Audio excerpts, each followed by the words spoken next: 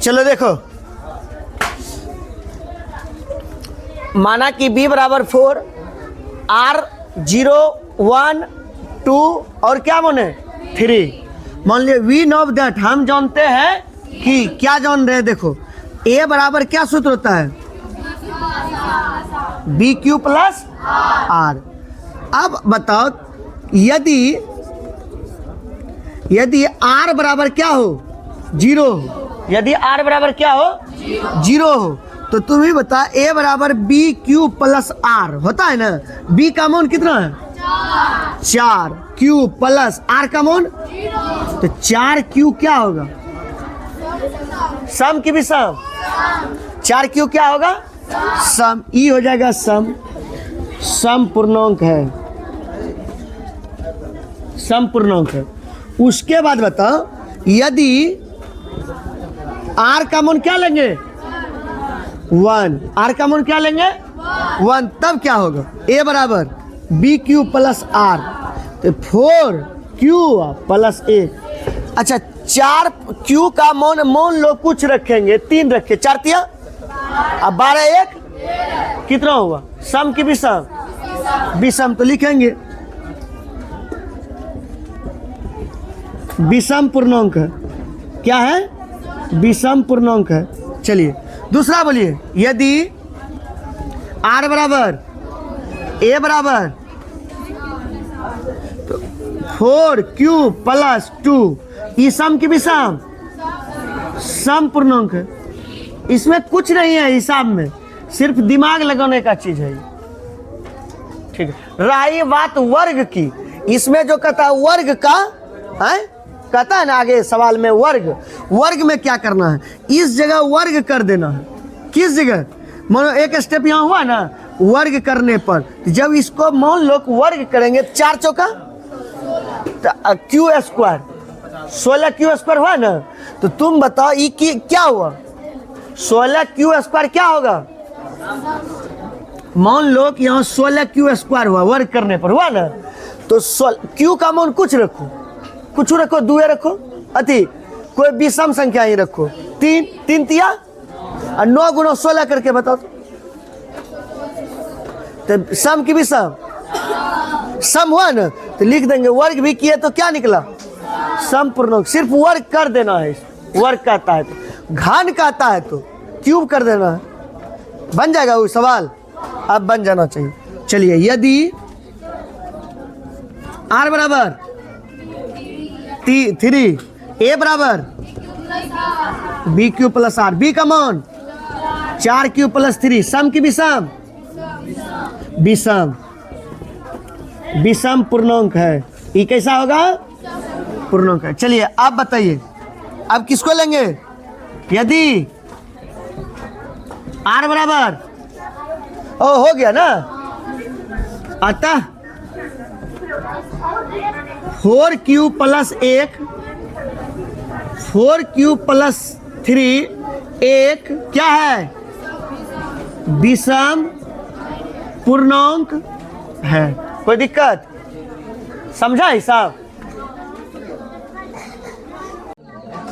चलो देखो ये सवाल कैसे बनता है, हल्ला दर्शाइए कि प्रत्येक धनात्मक सम पूर्णांक 2q के रूप में, और कहता है यहाँ देखो 2q प्लस 1 के रूप में होता है। एक बात यहाँ समझ लो, थोड़ा सा बात समझना है कि 2q एक ही क्या है, सम है, और कहता है 2q प्लस 1 क्या हो जाता है, विषम है।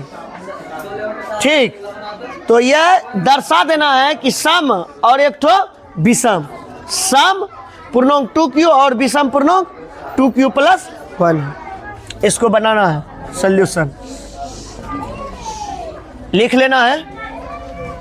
इसको माना कि a बराबर 2, a बराबर क्या मानना है, जो यहां रहेगा a बराबर होता है बी क्यू प्लस क्या होता है r, यही सूत्र होता है।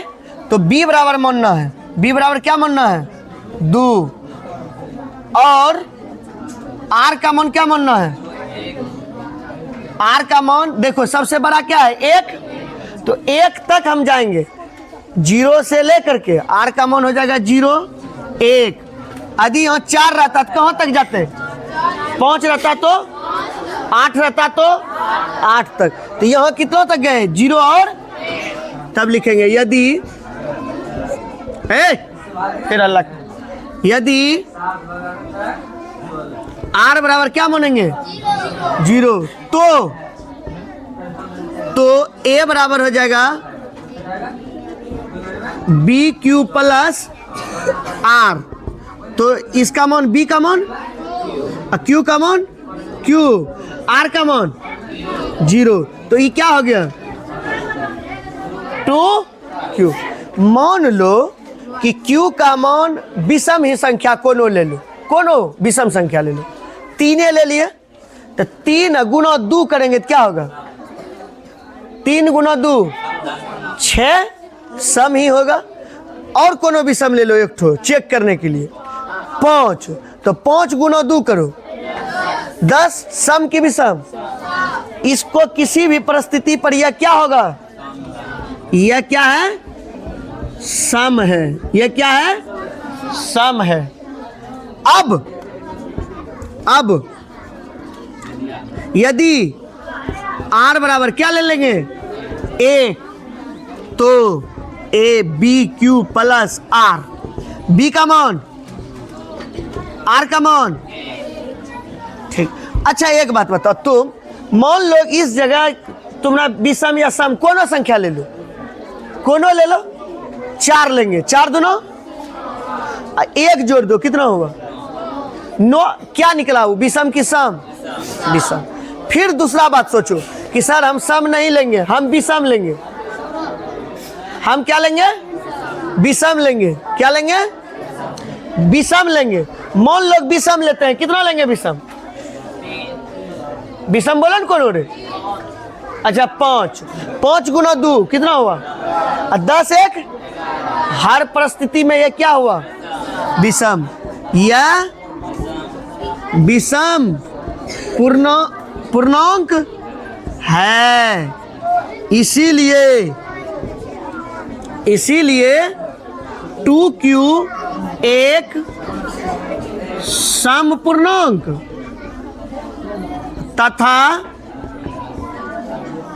तथा 2q प्लस 1 क्या है?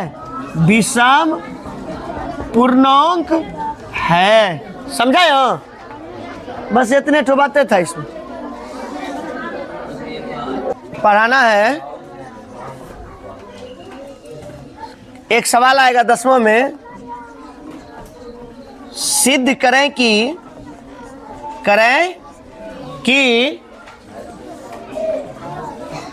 √2 एक अपरिमेय संख्या है। ये सवाल आता है, √2 एक अपरिमेय संख्या है, ऐसा टाइप है इसमें। चलिए शोरगुल मत कीजिए। √2 एक अपरिमेय संख्या है, इसको कैसे बनाएंगे? माना कि √2 एक परिमेय संख्या है,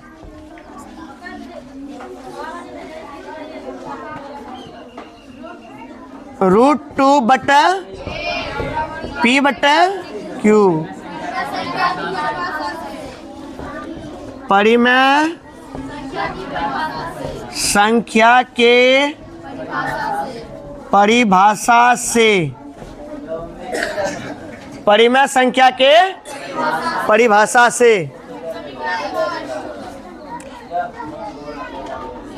इसको क्या मान लेंगे फर्स्ट? उसके बाद दोनों तरफ वर्ग करने पर, जब सुनो, जब दोनों तरफ वर्ग करेंगे तो √2 गुना √2 क्या हो जाएगा?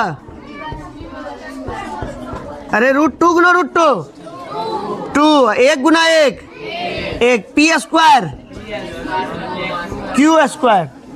इसको कैंची क्या करेंगे, गुना कर देंगे, कितना हो जाएगा बोलो, 2q स्क्वायर बराबर पी स्क्वायर हो जाएगा, नहीं होगा, P square 2q square. P समीकरण क्या मान लेंगे, सेकेंड, पी स्क्वायर 2 से विभाज्य है। देखो कैसे ही लिखे, 2 से विभाज्य, ये इधर गुणा में उधर जाएगा तो क्या होगा, भाग। इसका मतलब है कि पी स्क्वायर जो है वो 2 से क्या है, विभाज्य है, 2 से विभाज्य है। तो P भी 2 से विभाज्य होगा, विभाज्य होगा, P भी 2 से विभाज्य होगा। चलो उसके बाद P और आगे बोलो, अगेन लेट, पुनः माना कि क्या मानेंगे, P बराबर 2k मान लो, कोई बात नहीं, k मानो m मानो कुछ भी मानो। अब इसको क्या करेंगे,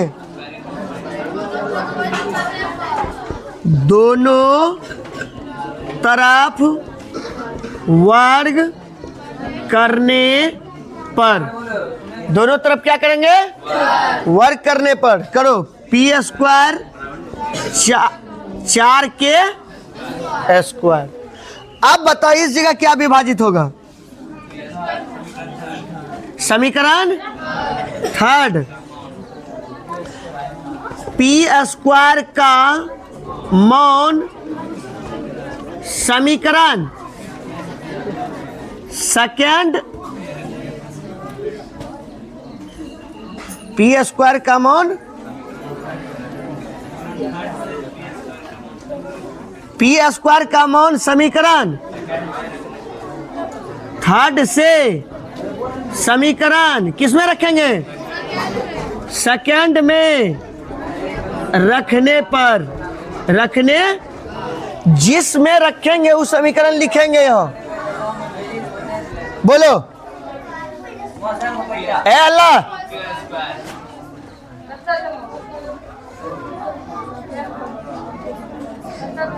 सेकेंड कितना है, 2q स्क्वायर बराबर पी स्क्वायर, 2q का मान बोलो, आए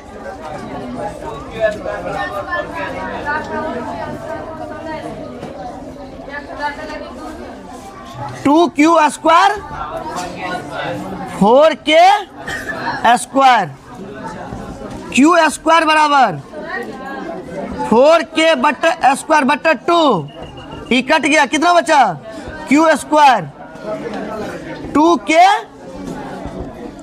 स्क्वायर। अब बताओ क्या लिखेंगे, q स्क्वायर भी, q स्क्वायर क्या लिखेंगे, 2 से विभाज्य है, q भी 2 से क्या होगा, विभाज्य होगा। अब क्या लिखेंगे,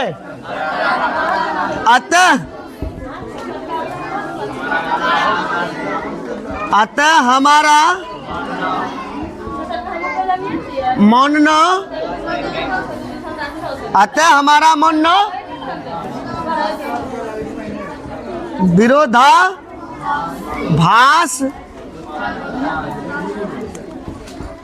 उत्पन्न होता है, उत्पन्न होता है, इसीलिए √2 एक परिमेय संख्या है।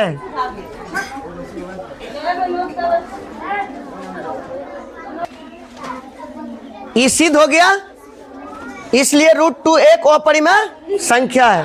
इसी में आता है जैसे कि 3 + √3 + 2 तब कैसे बनाएगा? और √3 को सिद्ध कर लेगा तब यहां लिखना है एक्स्ट्रा में। हम जानते हैं कि परिमेय संख्या और अपरिमेय संख्या के योगफल को क्या कहते हैं? इसीलिए √3 + 2 एक अपरिमेय संख्या है। प्लस वाला हो गया, माइनस वाला आएगा तो माइनस वाला लिखना है, गुना वाला आएगा तो गुना वाला बात लिखना है कथन, और भाग वाला आएगा तो भाग वाला कथन। बस ये खत्म हो गया ये टाइप।